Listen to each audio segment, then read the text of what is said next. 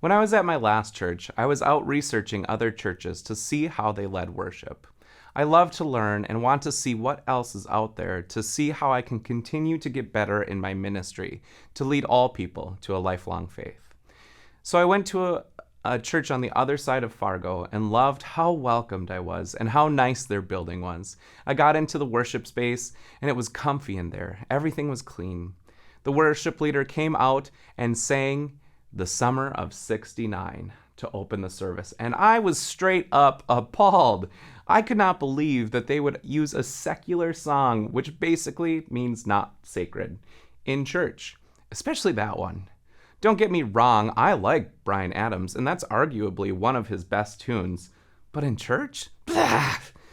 At that point, it didn't matter to me that the rest of the songs were very worshipful, or that the sound was on point, or that I was engaged, or that the sermon added value to my life, or that I got to worship God with hundreds of other believers.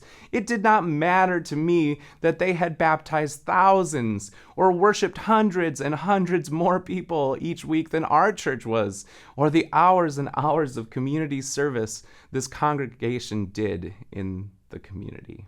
Nope. All for nothing when they opened with a secular tune.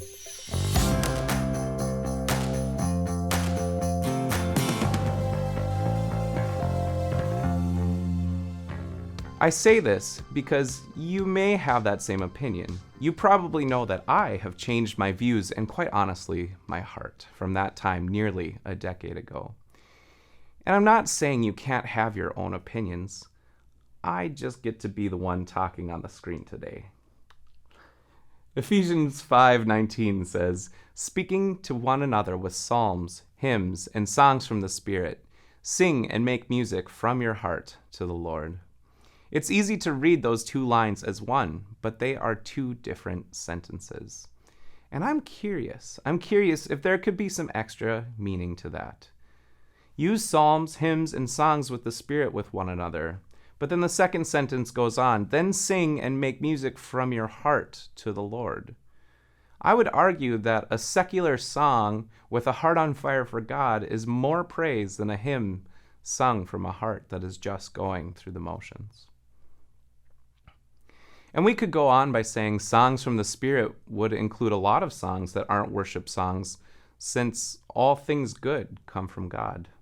Now don't worry, I won't be opening worship with Summer of '69 anytime soon, but I wanted to talk through why we choose to do that at times at Calvary.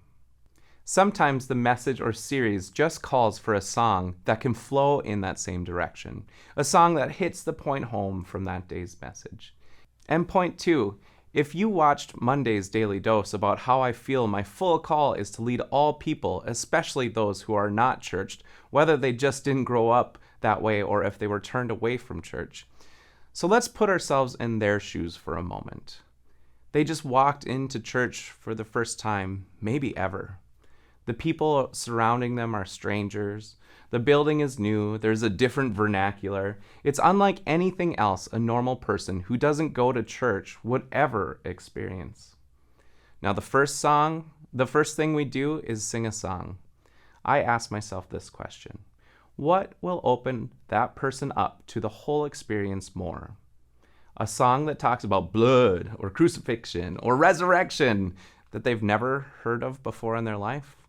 Or is it a song they can hear in their car, they have on their Spotify account, they hear at the bar and the grocery store, a song they've heard possibly all their lives? It's the song they're familiar with. Hearing something familiar in an unknown space that is full of all kinds of unfamiliar will open them up more to receive what God is doing in that time and place.